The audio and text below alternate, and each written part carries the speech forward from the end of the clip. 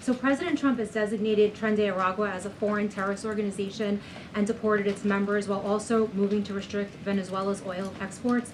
Is the administration preparing additional military or economic actions against Venezuela and the Maduro regime? And my second question is about Supreme Court Justice Amy Coney Barrett. Is the administration have a comment on her decision to go with the liberals and go actually with the Tren de Araguas?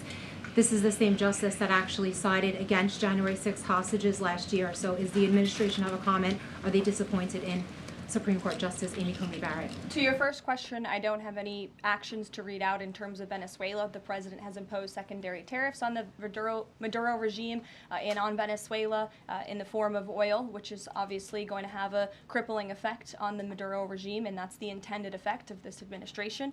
As for the justice you mentioned, as for the Supreme Court, we've made our feelings very clear. We believe this was a massive victory.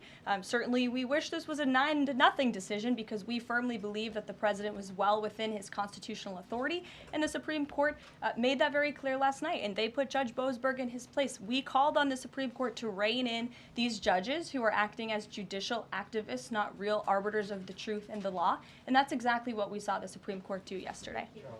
Christian. Thanks, Karoline. Now that